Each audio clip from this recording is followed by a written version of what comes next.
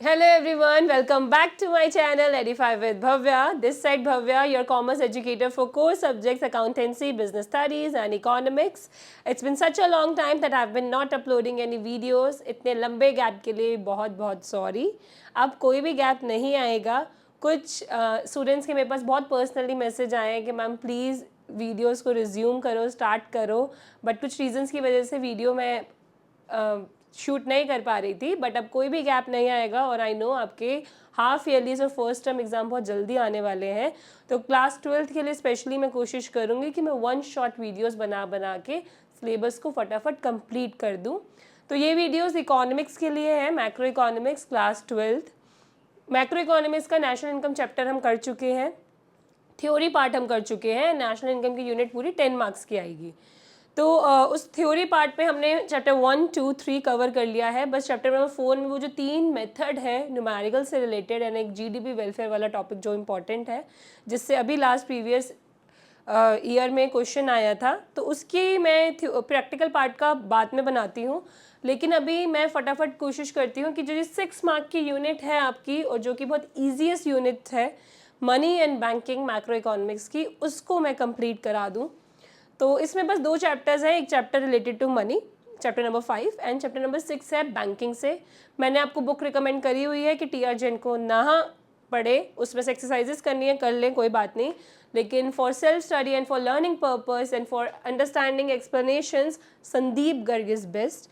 तो अगर आप अभी भी टीआर जैन से पढ़ रहे हैं तो एक बार संदीप गर्ग से कोई भी एक यूनिट पढ़ के देखें, आपको खुद डिफरेंस पता चलेगा. तो स्टार्ट करते हैं इस यूनिट को, मनी एंड बैंकिंग, जो कि इजी है, 6 मार्क्स की आती है, 2 चैप्टर्स है, थ्योरी है, लर्निंग वर्क ही है इसमें, ज़्यादा कुछ इतना ज़्यादा समझने का टॉपिक नहीं है. तो चैप्टर नंबर 5 है रिलेटेड टू मनी. अब मनी तो बहुत इम्पॉर्टेंट मीडियम ऑफ एक्सचेंज है कुछ भी खरीदने के लिए, कोई भी सर्विसेज लेने के लिए. लेकिन मनी से पहले, जब तक मनी का इन्वेंशन नहीं हुआ था, तब कैसे एक्सचेंज होता था, तब कैसे हम कोई कमोडिटी ले पाते थे, कोई गुड्स ले पाते थे. फॉर एग्जांपल एक वेजिटेबल सेलर है एंड एक नॉर्मल फार्मर है. अब फार्मर को नीड हो गई है वेजिटेबल्स की, लेकिन उसके पास पैसा नहीं है, तो वो वेजिटेबल्स लेने कहीं जाएगा. तो वेजिटेबल्स लेने के लिए वो वेजिटेबल सेलर को ढूंढ रहा है, लेकिन पैसे तो है नहीं. तो अब वो उसके बदले क्या ऑफर कर सकता है, जो कमोडिटी उसके पास है वीट. तो वो बाहर ढूंढेगा, पर्सन टू पर्सन जाएगा, घर घर जाएगा, देखेगा कि कौन उसको सब्जियां दे सकता है, और सब्जियां जो दे रहा है क्या उसको वीट की ज़रूरत है. तो ये चीज़ बहुत कॉम्प्लिकेटेड हो जाती थी और बहुत मुश्किल से ये चीज़ हो पाती थी. तो ये जो ये गुड्स का एक्सचेंज हो रहा है ना, कि कुछ दे के कुछ लेना, जनरली छोटे बच्चे ऐसे करते हैं ना कि भाई मैं तेरा ये पेन ले रहा हूँ, तू मेरे को ये वाला पेन दे दे, तेरे यार नोट पैड बहुत अच्छा है, तू मेरा पाउच ले ले. तो ये चीज़ आप ऐसे करते हैं क्योंकि पैसे आपके पास इतने ज़्यादातर होते नहीं हैं. तो इस सिस्टम को क्या कहते हैं, बार्टर सिस्टम, जहाँ पे क्या हो रहा है, exchange of goods for goods. किसी प्रोडक्ट के बदले आप प्रोडक्ट ही दे पा रहे हैं, ना कि उसमें पैसे दे रहे हैं आप, क्योंकि मनी का तो अभी इन्वेंशन ही नहीं हुआ. तो मनी के इन्वेंशन से पहले कौन सा सिस्टम चलता आ रहा था, बार्टर सिस्टम. इसको हम सीसी इकोनॉमी भी बोलते हैं, where C stands for commodity. Commodity बोल लो, गुड्स बोल लो, बात एक ही है कि आपने कोई प्रोडक्ट दिया है, उस प्रोडक्ट के बदला प्रोडक्ट लेके आ रहे हैं. लेकिन अब इस बार्टर सिस्टम में बहुत सारी लिमिटेशंस है, बहुत बड़ी दिक्कत है. सबसे बड़ी दिक्कत तो ये है कि डबल कोइंसिडेंस ऑफ वॉन्ट्स.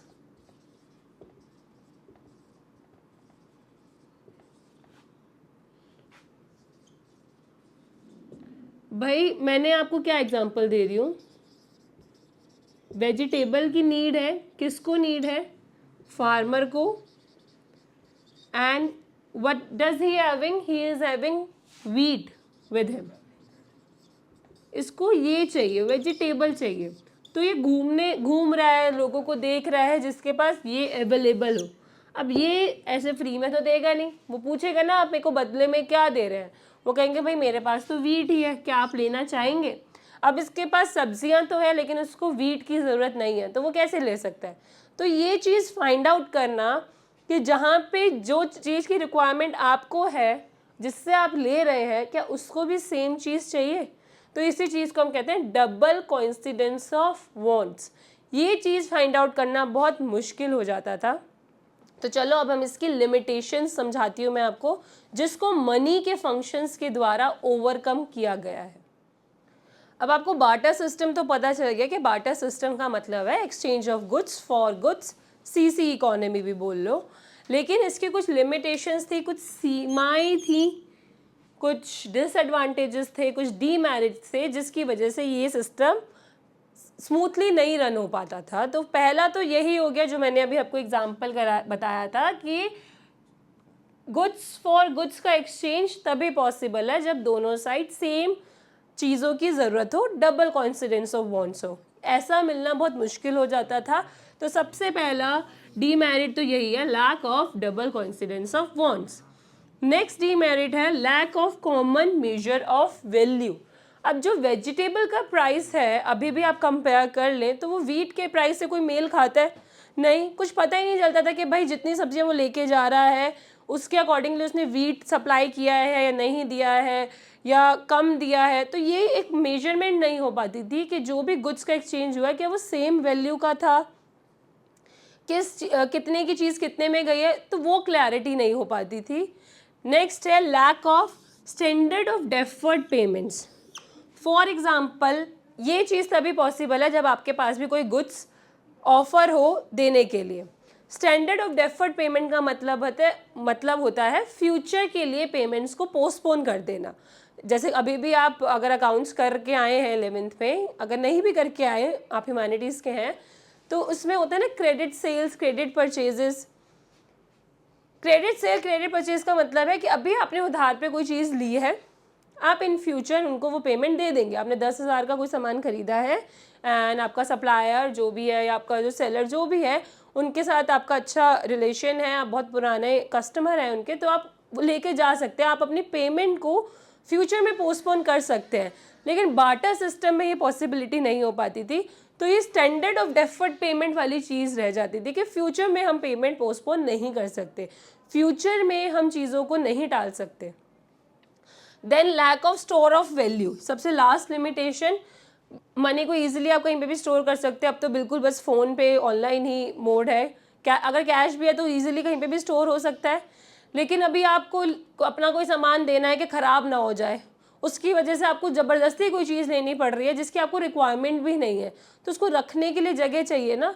आप सब्जियां देना चाहते हैं कि भाई ख़राब हो जाएंगी, अब वो जो ऑफ़र कर रहा है वो आपने ले लिया लेकिन आपको रिक्वायरमेंट ही नहीं है, तो वो चीज़ों को रखने की जगह जो है उसकी भी दिक्कत आती है।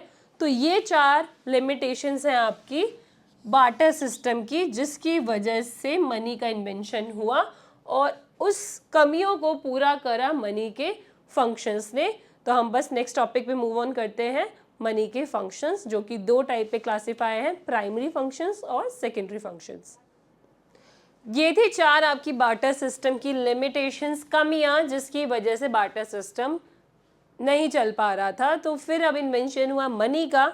मनी के फंक्शंस थे जो कि 2 टाइप पे क्लासिफाई हैं, एक तो प्राइमरी और एक सेकेंडरी। प्राइमरी मतलब सबसे पहले फंक्शंस जो होते हैं, सेकेंडरी जो अदर नॉट इम्पॉर्टेंट मतलब बाद में आते हैं प्राइमरी के। प्राइमरी का मतलब ही फोरमोस्ट होता है, सबसे पहले वाला। तो सबसे पहली चीज़ तो क्या है भाई, वो मीडियम ऑफ एक्सचेंज है।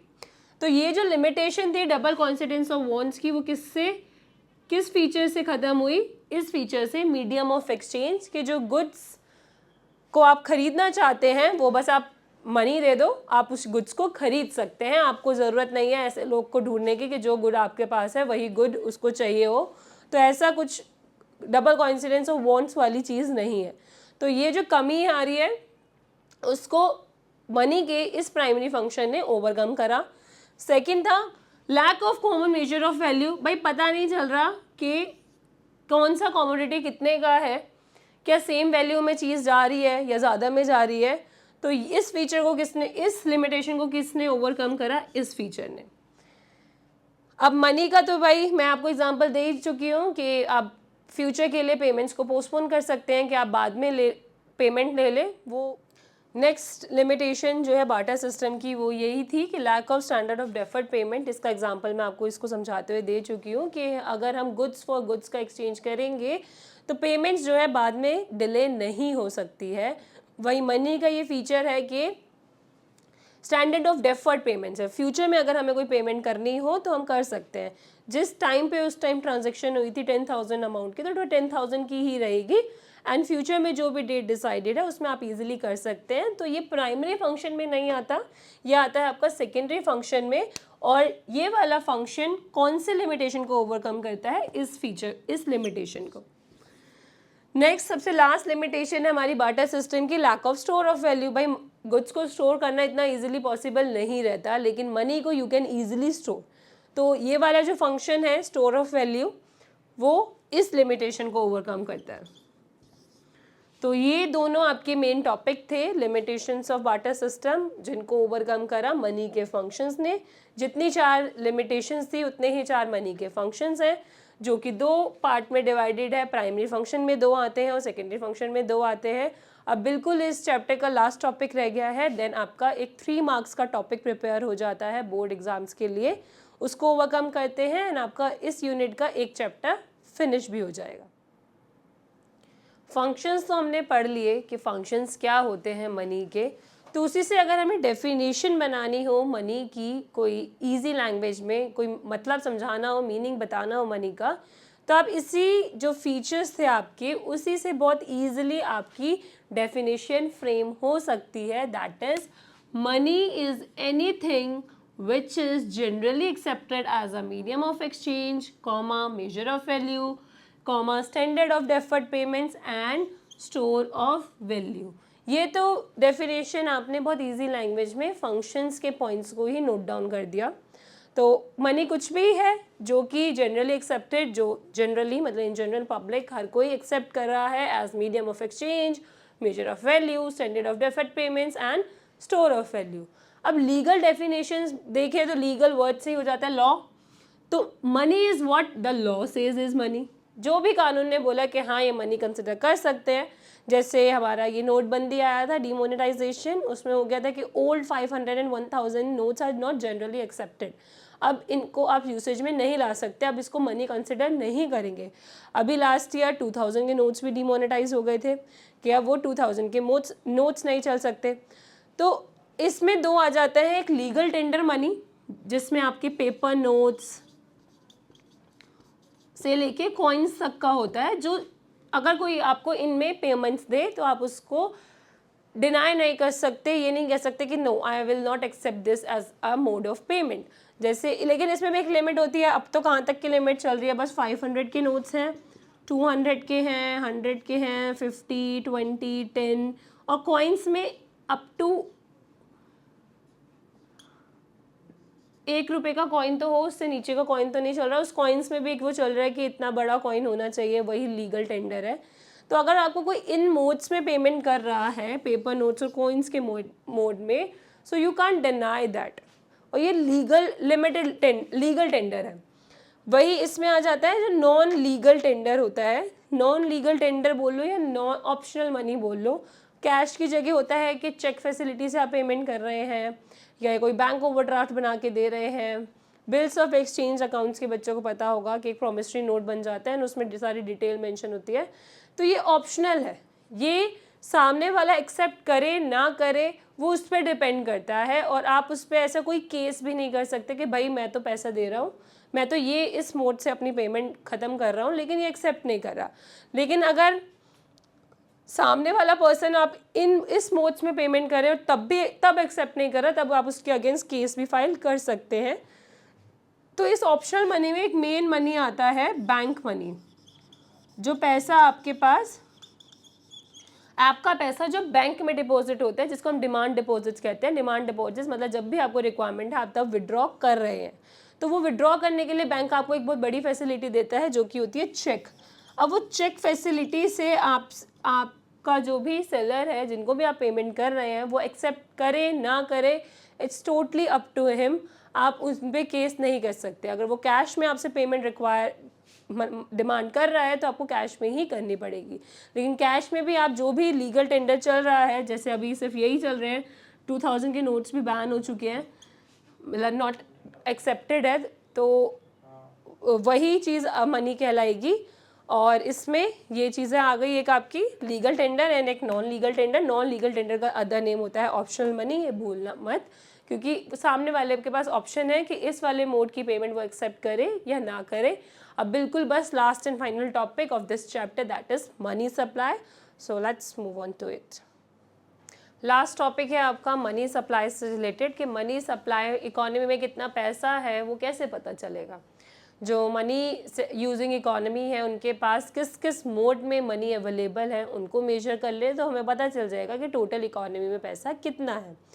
तो उसको मेजर करने के लिए इन्होंने क्लासिफाई कर दिया है इस तरीके से M1, M2, M3 and M4। अब M1 में क्या आता है, M2 में क्या आता है, M3 में, M4 में, वो मैं आपको एक बार बता देती हूँ। और अगर आपसे पूछा जाए कि मनी कॉन्सेप्ट कौन सा है, तो आपने नेशनल इनकम के टाइम पढ़ा था स्टॉक और फ्लो वाला। स्टॉक मैंने क से आपको लर्न करवाया था कि पॉइंट ऑफ टाइम का होता है, एंड फ्लो मतलब during a period of time, कि इतने समय से इतने समय तक। तो मनी की कैलकुलेशन तो आप बिल्कुल पर्टिकुलर पॉइंट ऑफ टाइम पे ही करेंगे कि इस टाइम पे कितना पैसा इकोनॉमी में जा चुका है। तो मनी कौन सा कॉन्सेप्ट होता है, मनी होता है stock concept, particular point of time, क ऐसे मैंने आपको लर्न कराया था। तो M1 में क्या क्या आता है, सबसे मेन कि कितने करेंसी, कितने कॉइन्स लोगों के पास अवेलेबल है, वो कैश, मतलब इन शॉर्ट कि कैश कितना अवेलेबल है। साथ के साथ उनका पैसा कमर्शियल बैंक्स में कितना डिपॉजिट हो चुका है, जो कि वो डिमांड डिपॉजिट के फॉर्म में करेंगे कि जब भी उनको रिक्वायरमेंट होगी वो विड्रॉ कर सकते हैं थ्रू ऑनलाइन मोड, कैसे भी। एंड एक अदर डिपॉजिट जो कि RBI में है, RBI को हम सेंट्रल बैंक बोलते हैं, एपेक्स इंस्टीट्यूट जो सुपीरियर होता है सबसे। तो कुछ डिपॉजिट जो RBI में भी जा रखे हैं। तो ये तीनों चीज़ें आती हैं आपकी M1 में। M2 में M1 तो आता ही आता है, उसके साथ सेविंग डिपॉजिट जो पोस्ट ऑफिस, डाक खाने का, अगर आपने कभी पुराने टाइम में लोग जो पैसा अपना सेव करते थे वो पोस्ट ऑफिस में करते थे, पोस्ट ऑफिस सेविंग बैंक्स में। तो वहाँ पे जितना भी पैसा अवेलेबल है वो भी इसमें M2 में आता है। M3 में M1 आता है, और उसके साथ साथ नेट टाइम डिपॉजिट्स। ये वाले डिपॉजिट्स तो जो कमर्शियल बैंक्स के लिखे डिमांड डिपॉजिट्स हैं, जब आपका मन है आप उसको विड्रॉ कर सकते हैं। टाइम डिपॉजिट्स टाइम के अकॉर्डिंगली होते हैं, लाइक FD RD आपने सुना होगा, फिक्स डिपॉजिट्स, ये कुछ टाइम के बाद ही आप इसको विड्रॉ कर सकते हैं। लास्ट आपका M4, उसमें M3 मतलब M1 तो है ही है, ये भी है ही है। कौन सा डिपॉजिट्स आ रहे हैं, सेविंग बैंक्स का, पोस्ट ऑफिस सेविंग बैंक्स के डिपॉजिट्स भी इसमें आ जाएंगे। इसमें बस एक एक्सक्लूडिंग हो जाता है NSC, ये इतना डिटेल में आपको पढ़ने की नीड नहीं है, बस आप ध्यान रखना कि NSC नेशनल सेविंग सर्टिफिकेट वाली चीज़ें नहीं आती हैं। तो ये टोटल आपका मनी सप्लाई का रिलेशन है, M1, M2, M3, M4। बस आपको याद रखना है कि किस में क्या क्या आता है, एंड ये आपके मनी सप्लाई की मेजरमेंट में हेल्प करते हैं कि इकोनॉमी में एक्चुअल में कितना पैसा है। तो ये होता है आपका एक यूनिट का एक चैप्टर ख़त्म। नेक्स्ट चैप्टर जो है इस यूनिट का बैंकिंग, वो भी हम ऐसी एक वीडियो में फिनिश कर देंगे।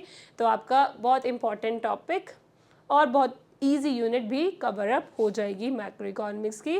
Thank you so much for watching and for waiting for so long. अब बिल्कुल भी गैप नहीं आएगा, आई प्रॉमिस। और अपने फ्रेंड्स के साथ अब वीडियोस आप शेयर करें कि दैट मैम अब दोबारा से वीडियोस बनाने लग गई हैं। तो जिसको भी मेरी एक्सप्लेनेशंस अच्छी लग रही थी, प्लीज़ वीडियोस को देखें, अनफॉलो ना करें, अनसब्सक्राइब ना करें। मैं अब बिल्कुल भी गैप नहीं लूँगी। Thank you so much. Raghav भी तो था।